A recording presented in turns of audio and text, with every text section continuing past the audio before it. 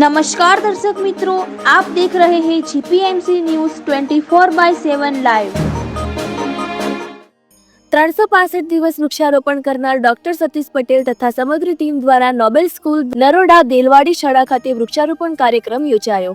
365 દિવસ વૃક્ષારોપણ કરનાર ડોક્ટર સતીશ પટેલ અને સમગ્ર ટીમ દ્વારા તારીખ 13 જૂન 2025 અને 14 જૂન 2025ના રોજ નોબેલ સ્કૂલ નરોડા દેવલાવાડી શાળા તાલુકો દહેગામ જિલ્લો ગાંધીનગર ખાતે વૃક્ષારોપણ કાર્યક્રમ સંપન્ન થયો, જેમાં દેલવાડી શાળાના શ્રી વાય.કે. પટેલ સાહેબ, ઈલાબેન પ્રજાપતિ, ભરતભાઈ સુથાર અને નોબેલ સ્કૂલ નરોડાના મેનેજિંગ ટ્રસ્ટી કેતનભાઈ, સ્ટાફ તથા શાળાના 100 બાળકો સાથે ગાયત્રી પરિવારના ડોક્ટર સતીશ એસ પટેલ, પ્રકૃતિ રક્ષક અને અશ્વિનભાઈ, પંકજભાઈ, નટુભાઈ, દલવાડી, મહાવીરભાઈ દ્વારા તરુ પૂજા કરીને વૃક્ષારોપણ કરવામાં આવ્યું। અહીં બાળકોને શિક્ષણ સાથે ડોક્ટર સતીશ પટેલ દ્વારા પ્રકૃતિ શિક્ષણની સમજ આપવામાં આવી અને વૃક્ષોનું મહત્વ સમજાવી રોપણ કરવામાં આવ્યું। અહેવાલ doctor Satish Patel, Naroda, GPMC news 24/7 live.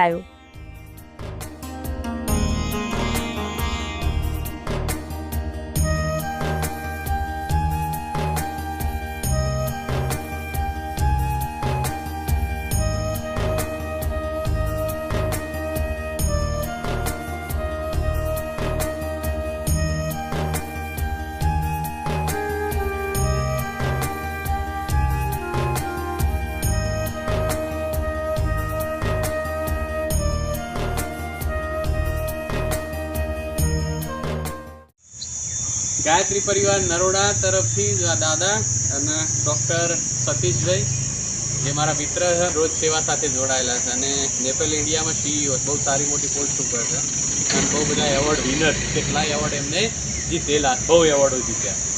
એટલે એમને એવું કહેવું હતું કે હું તમારી શાળામાં આવું વૃક્ષારોપણ કરું, તો ભાઈ આપણે વૃક્ષારોપણ શા માટે કરીએ છીએ? તો એનાથી હવાની અંદર ઓક્સિજનનું પ્રમાણ વધે। ધીમે ધીમે બધા જો હવાનું પ્રદૂષણ કેટલું બધું વધી ગયું છે કારખાનાઓના કારણે, અને આપણને બધા ફેફસાના બધા રોગો થાય। તેમાં લીમડા અને જે મોટા સારા ઝાડ છે, પીપળો જેવા, એ ઓક્સિજન આપણને વધારે આપતા હોય છે। ડૉક્ટર આપણા માટે સરસ મજાના ફૂલ છોડ, ફળાવ વૃક્ષો અને બીજા આપણા શાળામાં જે નહોતા કેટલા વૃક્ષો લઈ આવ્યા છે। પહેલાં એકવાર ચેક કરી ગયા છે અને ફરી પાછું આવ્યા અને ફરી આ રીતે આપણે અહીંયા બધી લગાવીએ છીએ, બરાબર। એટલે આપણે ગાયત્રી પરિવાર અને ડૉક્ટર સતીશભાઈનો આભાર માનીએ છીએ કે એમને આવું સરસ આયોજન કર્યું। ફરી નેક્સ્ટ ટાઈમ આવતી સાલ આપણા માટે ફરી કરે આયોજન, એવી શુભેચ્છા। ગુરુ સાક્ષાત પરબ્રહ્મા તસ્મૈ શ્રી ગુરુવે નમઃ। અખંડ મંડલાકારં વ્યાપ્તં येन ચરાચરં તત્પદં દર્શિतं येन તસ્મૈ શ્રી ગુરુવે નમઃ।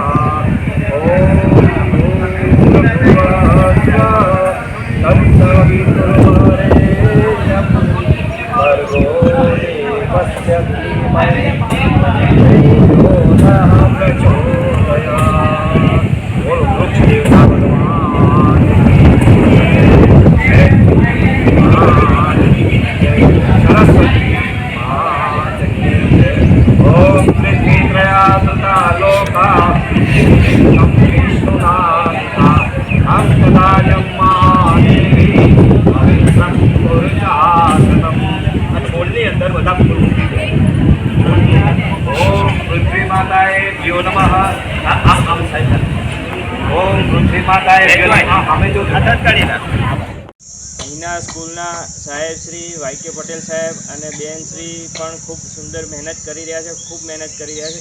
અહીંયા નહીં તો એ કેમ્પસ નાનું છે, 60 જેટલા બાળકો અભ્યાસ કરે છે અને આ કેમ્પસની અંદર આખું જંગલ ઊભું કર્યું છે એ લોકોએ, અને 200 જેટલા વૃક્ષો અહીંયા આપણને નજરે પડે છે। એ આ નાના બાળકો અને સાહેબ અને બેનની મહેનત છે। આ એક અંતરિયાળ સ્કૂલ છે અને અહીંયા બાળકોને શિક્ષણની સાથે પ્રકૃતિ શિક્ષણ પણ અહીંયા આપવામાં આવે છે। બાળકો જાતે પોતે ખાડા ખોદી અને વૃક્ષો વાવે છે, વૃક્ષોની માવજત કરે છે અને અહીંયા જે ફળ આવે છે, જાંબુ છે, કેરી છે, એવા બધા જે ફળ આવે છે રોજે રોજ બાળકો પોતે વીણી અને એકબીજાને આપે છે અને ખાય છે। એટલો અહીંયા પ્રકૃતિનો એવો પ્રભાવ છે। એટલે પ્રકૃતિની સાથે જે શિક્ષણ આપવામાં આવે છે એ પાયાનો એક આપણો એક સિદ્ધાંત છે કે બાળકને પહેલેથી જ અહીંયા એ શીખવાડવામાં આવે છે કે પર્યાવરણ શું છે અને વૃક્ષો આપણા માટે કેટલા ઉપયોગી છે. આ નાના નાના બાળકો આજે આટલી મહેનત કરી શકતા હોય તો સર્વે જે લોકો પર્યાવરણને અનુભૂતિ કરતા હોય એ લોકોએ જીવનકાળ દરમિયાન એક વૃક્ષ વાવવું જોઈએ. આ વૃક્ષો આપણને ઘણું બધું આપી જાય છે, આપણે એની પાસેથી ઘણું બધું મેળવીએ છીએ, પણ આજે કોન્ક્રીટના જંગલો જ્યારે ઊભા થતા જાય છે ત્યારે નેચરલ જંગલો કપાતા જાય છે. આજે બાળકોનો એક એવો પ્રયાસ છે, એ પ્રયાસને આપણે એવી રીતે મૂલવીએ કે એ જ્યારે એ એની પાસે જાય ત્યારે એને પ્રકૃતિની અનુભૂતિ થાય છે અને એ આપણે શીખવા જેવું છે. એ બાળકો પાસેથી આજે આપણને શીખવા મળ્યું છે અને પર્યાવરણની જાળવણી કરીએ અને પર્યાવરણ માટે આપણે બને એટલો પ્રયત્ન કરીએ કે આપણું પર્યાવરણ બગડે નહીં. બાળકો અહીંયા એટલી સફાઈ કરે છે કે અહીં આખા કેમ્પસની અંદર એક પ્લાસ્ટિકનું તણકલું પણ જોવા મળતું નથી. આ આખી સ્કૂલ સ્વચ્છતા અને પ્લાસ્ટિક મુક્ત સ્કૂલ આજે જોવા મળે છે.